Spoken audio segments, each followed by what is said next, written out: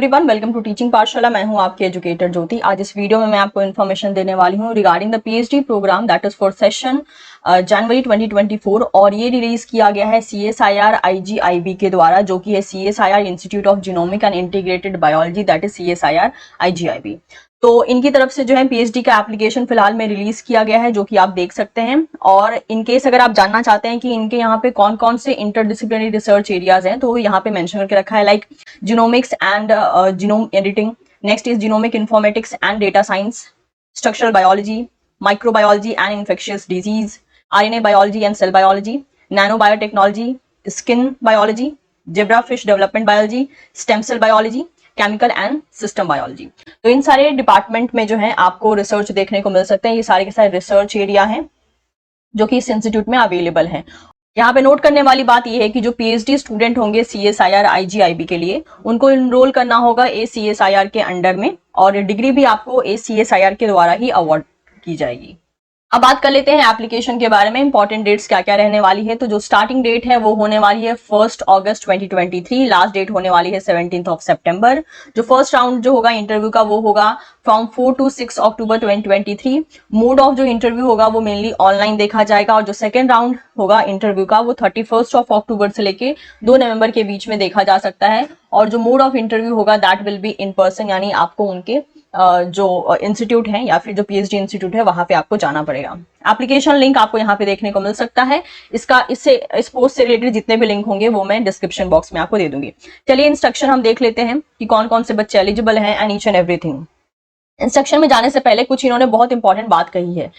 So before you start please ensure, कुछ बातों को आपको इंश्योर कर लेना है। पहला, to register your candidature on ACSIR admission portal. सबसे पहले आपको जो है खुद को ACSIR एडमिशन पोर्टल पे रजिस्टर कर लेना है, जिसका लिंक इन्होंने यहाँ पे दे के रखा है। उसके बाद आपको सेलेक्ट करना है CSIR IGIB as one of the preference in ACSIR registration form. और उसके बाद आपको ACSIR का जो रजिस्ट्रेशन फॉर्म है उसमें वन ऑफ द प्रेफरेंस आपको जो भरना है वो है CSIR IGIB। Please note ACSIR portal closes on 17 सितंबर 2023, ये इसकी डेडलाइन होने वाली है। ACSIR एप्लीकेशन नंबर, जैसे कि एग्जांपल में इन्होंने यहाँ पे देख के रखा है, ये मैंडेटरी होगा to register for PhD program at CSIR IGIB। तो पहले तो आपको ACSIR के एडमिशन पोर्टल पे जाकर जो है खुद को रजिस्टर करना पड़ेगा। वहां से जो रजिस्ट्रेशन आपको नंबर मिलेगा या एप्लीकेशन नंबर मिलेगा वो जरूरी है, तभी आप जो है CSIR IGIB को प्रेफर कर सकते हैं फॉर द पीएचडी। अब यहाँ पे सवाल आता है कौन से बच्चे एलिजिबल हैं। तो जैसे कि यहाँ पर सबसे पहले मेंशन किया है, अ candidate must have obtain at least 60% marks in the 12th standard board examination. Please convert CGPA grade two the percentage. तो अगर आपके पास CGPA सिस्टम था 12th में तो उसको परसेंट में कन्वर्ट कर लीजिए, और आपके पास मिनिमम जो है 60% मार्क्स होने चाहिए आपके 12th के एग्जाम में। इसके अलावा कैंडिडेट्स के पास जरूरी है मास्टर हो सकता है आपका MSc MTech या M Pharma, जिसमें आपके 60% मार्क्स जरूरी है in any branch of life sciences, biotechnology, chemistry, physics, mathematics, computer science और allied subjects with special interest in biology. अगर आपका CGPA में है तो मेक श्योर आप परसेंटेज में कन्वर्ट कर लीजिएगा, और अगर आपको परसेंटेज में कन्वर्ट करना नहीं आता है तो आप अपने कॉलेज को कांटेक्ट कर सकते हैं। हर एक कॉलेज के पास एक फॉर्मेट होता है जिससे कि उनके ग्रेड को या पॉइंट स्किल को जो है समहाउ परसेंटेज में कन्वर्ट किया जाता है। तो ये रहा पहला क्वालिफिकेशन। नेक्स्ट, आपके पास अगर बीटेक है that is in biological science और other branches with the special interest in biology like B Pharma, BE, MBBS candidates with at least 60%. Please convert CGPA grade into the percentage. इसके अलावा अगर आपका BTech है, जैसे कि हो गया बायोलॉजिकल साइंसेस में या फिर किसी और ब्रांच में या फिर बायोलॉजी में, तो आप अप्लाई कर सकते हैं। B Pharma, BE, MBBS के स्टूडेंट्स भी अप्लाई कर सकते हैं। बस आपके पास इन सारी डिग्री के टाइम पे 60% मार्क्स होना जरूरी है। And SC, ST, OBC, non-creamy candidature must have at least 55% marks in their highest qualifying exam same as above and in the 12th standard board examination। और अगर आप SC, ST, OBC, non-creamy student हैं, इस category में अगर आते हैं तो आपके पास 55% मार्क्स आपके हाईएस्ट क्वालिफाइंग एग्जाम में होने चाहिए। मतलब अगर आपका हाईएस्ट डिग्री MSc है तो MSc में आपके 55% मार्क्स होने चाहिए। इतना ही नहीं, आपके 12th में भी ये 55% मार्क्स मांग रहे हैं। Candidates who are awaiting result for the highest qualification examination are eligible to appear for interview, but their admission is subject to clearing all the eligibility criteria at the time of admission। अगर आप result awaited category के student हैं तो आपको देख लेना है, जैसे इनका जो फाइनल जो राउंड है वो लगभग लास्ट अक्टूबर से नवंबर के बीच में आ रहा है। तो उस टाइम तक आपके पास आपकी डिग्री आ जानी चाहिए। अगर अभी डिग्री नहीं भी है लेकिन उस टाइम तक अगर आ जाने के चांसेस है तो आप भर सकते हैं। यानी फाइनल ईयर जो स्टूडेंट है जो अपने रिजल्ट का वेट कर रहे हैं, उनके एग्जाम हो गए हैं और रिजल्ट का वेट कर रहे हैं, या फिर एग्जाम जस्ट होने वाले हैं और उनका रिजल्ट अक्टूबर से पहले पहले निकल आएगा, तो वो बच्चे अप्लाई कर सकते हैं।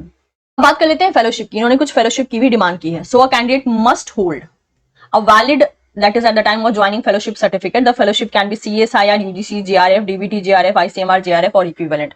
तो आपके पास कोई ना कोई ऐसा फेलोशिप जरूरी है जो आपको फंडिंग्स दे सके, यानी ऐसे फेलोशिप आप बोल सकते हो जो कि आपके पीएचडी को फंड कर सके। So the fellowship condition should allow the candidates to work in CSIR laboratories on a CSIR project. तो वो फेलोशिप जो है मतलब उसकी वैलिडिटी इतनी होनी चाहिए कि आप CSIR लैब में उस फंड्स के थ्रू काम कर सकें। BTech, B Pharma, BE students who fulfill the condition for GATE JRF fellowship are also eligible. ऐसे स्टूडेंट जैसे कि मान लीजिए जो बीटेक के हैं, बी फार्मा के हैं, बीई के जो स्टूडेंट हैं, उनके पास अगर गेट जेआरएफ फेलोशिप को फुलफिल करने का कंडीशन है तो वो भी एलिजिबल हैं। GATE score is not a valid fellowship criteria for MSc MTech candidates. तो मेक श्योर ये जो गेट जेआरएफ की बात की गई है ये सिर्फ बीटेक, बी फार्मा, बीई के लिए की गई है। अगर आप एमएससी या एमटेक के स्टूडेंट हैं तो गेट का स्कोर जो है आपको कोई किसी भी टाइप के फेलोशिप को नहीं देता है, इसलिए फिर आप एलिजिबल नहीं होते हैं। एज लिमिट की बात करें तो अपर एज लिमिट इन्होंने 28 ईयर्स मांगी है on 20 September 2023। Age limit is relax for women, SC, ST, OBC and physically handicap person. अब अप्लाई कैसे करना है? सबसे पहले जाना है आपको, जाके रजिस्टर करना है ACSR के एडमिशन पोर्टल पे, और जो चीजें आपके पास ऑलरेडी रेडी रहनी चाहिए फॉर्म को भरने से पहले, वो होना चाहिए आपका ACSR का एप्लीकेशन नंबर जो कि आपको रजिस्टर करने के बाद मिलेगा, digital passport photographs not more than 2 MB in size. तो आप देख सकते हैं यहाँ पर फोटोग्राफ की साइज की क्या क्या बातें बोली गई हैं। Detail of your educational qualification, जैसे कि आपके marks, subject, university, year of passing, और आपको अपने ग्रेड स्केल को परसेंटेज में कन्वर्ट करना है। फेलोशिप का डिटेल आपको भरना पड़ेगा, एंड उसके अलावा आप जो है पेमेंट कर सकते हैं, जैसे कि बोला गया है योर नेट बैंकिंग डिटेल और credit card details for online payment. Application require a non-refundable application fee for 1000 rupees and rupees 500 for SC, ST, OBC candidates. तो सारे स्टूडेंट्स के लिए 1000 होगा, सिर्फ SC, ST, OBC के लिए 500 होगा। इसके बाद आपके पास जो है रिसर्च प्रपोजल होना चाहिए जिसका फॉर्मेट इन्होंने दे के रखा है। चलिए देख लेते हैं रिसर्च प्रपोजल में ये क्या क्या डिमांड कर रहे हैं। So how to write a research proposal. अगर आपको रिसर्च प्रपोजल लिखना है तो आप कैसे लिख सकते हैं? The research proposal does not have to be related to the work you will actually do in PhD। The proposal will be use to evaluate your scientific aptitude. देखिए रिसर्च प्रपोजल कुछ बच्चों को जैसे लगता है कि जो हमारा रिसर्च प्रपोजल होता है उसी पे हमें रिसर्च वर्क करने को मिलता है जब हमारा PhD में एडमिशन होता है, but the reality is that की आप जिस इंस्टीट्यूट में जा रहे हैं इंटरव्यू देने के लिए, वहां पे आपका जो कोर एरिया है जिसमें आपका इंटरेस्ट है वो हो भी सकता है, नहीं भी हो सकता है, लेकिन SOP या रिसर्च प्रपोजल के द्वारा सामने वाली टीम आपसे ये मतलब आपके अंदर ये कैपेबिलिटी देखना चाहती है कि आप कितना साइंटिफिकली सोच सकते हैं, आप किस तरीके से प्लान कर सकते हैं, आप कितना काउंटर कर सकते हैं चीजों को, आप मतलब आपके पास एक प्लानिंग करने की कैपेबिलिटी है या नहीं। मतलब आपको अगर एक टॉपिक दे दिया जाए कि इस पे काम करना है तो आप कितने अच्छे से उसको वेल ऑर्गेनाइज तरीके से प्लान कर सकते हैं। तो ये एक तरीके से आपके साइंटिफिक एप्टीट्यूड को टेस्ट करने का तरीका होता है। The proposal should address these points. Proposal में क्या क्या चीजें रहनी चाहिए? Like title of proposal, introduction on the problem, what is not known and how do you aim to solve it. ठीक है, ये सारे पॉइंट्स आपको इंक्लूड करने पड़ेंगे अपने रिसर्च प्रपोजल में। If needed you can add 1 page hand drawn computer made schematic diagram if needed, अगर आपको लगता है तो। The total proposal must be less than 1500 words excluding the figure. The whole proposal with figure file should be in a single file, और आपको जो भी आप रिसर्च प्रपोजल लिखोगे वो एक सिंगल फाइल में होना जरूरी है। उसके बाद जो है आप यहाँ पर देख सकते हैं सारे ऑप्शंस यहाँ पे दे के रखे हैं, आप भर सकते हैं। ठीक है, सिलेक्शन जो होगा तो मेक श्योर ये सब चीजों को आप रीड आउट कर लीजिएगा फॉर्म भरने से पहले। सिलेक्शन जो होगा वो ऑब्वियसली इंटरव्यू के बेसिस पे होगा। जो इन पर्सन इंटरव्यू होगा वो मेनली आपको CSIR, IGIB south and north campus Delhi में देखने को मिल जाएगा। जो पहला इंटरव्यू होगा वो ऑनलाइन होगा, उसमें जो सिलेक्ट किए जाएंगे बच्चे उनको फिर कैंपस इंटरव्यू देना पड़ेगा, जिसको कि हम इन पर्सन इंटरव्यू कह रहे हैं। तो जो स्टूडेंट एलिजिबल होंगे उनको जो है, और जिन्होंने एप्लीकेशन फी पे कर दिया होगा, तो उनको एक ईमेल मिलेगा जिसमें कि उनको एडमिट कार्ड मिलेगा ताकि वो इंटरव्यू में अपीयर हो सके CSIR IGIB दिल्ली पे। इसके बाद इन्होंने कुछ डिमांड्स की हैं कि आपको मेंटली कैसे रेडी रहना पड़ेगा। जैसे कि बोला गया था interview are aimed at assessing the suitability of candidates for the PhD program at CSIR IGIB। The candidates will be evaluated for their ability to comprehend, analyse and reason Next, the research proposal submitted with the application form will also be used to assess the suitability of the students for the PhD program.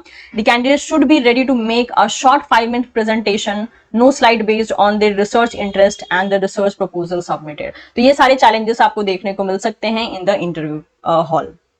जो बच्चे eligible होंगे PhD programme के लिए उनका नाम declare कर दिया जाएगा on the website within a week of interview. जो बच्चे सेलेक्ट होंगे उनको लास्ट डेट से पहले पहले CSIR IGIB को ज्वाइन करना पड़ेगा. जब भी आपका एडमिशन होगा CSIR IGIB में पीएचडी प्रोग्राम के लिए तो आपके सारे डॉक्यूमेंट्स का वहां पे वेरिफिकेशन किया जाएगा. अगर मेक श्योर आपके कोई भी डॉक्यूमेंट्स आपके क्लेम के साथ मैच नहीं करते हैं तो आपके रिजल्ट को कैंसिल भी किया जा सकता है. एडमिशन के टाइम पे सारे ही सिलेक्टेड स्टूडेंट्स को कुछ नॉन रिफंडेबल फी पे करनी पड़ेगी, जैसे कि जनरल कैटेगरी के स्टूडेंट्स के लिए 10,000 रुपीज आपको पे करना पड़ेगा और SC ST OBC स्टूडेंट्स के लिए इट विल बी 5,000 रुपीज. किसी भी टाइप का TADA आपको पे नहीं किया जाएगा फॉर द सिलेक्शन और एडमिशन प्रोसेस. इसके अलावा इन्होंने मेंशन करके रखा है कि ऐसे कैंडिडेट जिन्होंने ऑलरेडी अपना GRF फेलोशिप एक्टिवेट कर लिया है कहीं और, उन्हें एक कंसेंट लेटर जो है अप्रोप्रिएट अथॉरिटी से लेना पड़ेगा जिसमें कि ट्रांसफर ऑफ फेलोशिप के बारे में मेंशन होगा. Without this the candidates will not be deemed to be eligible.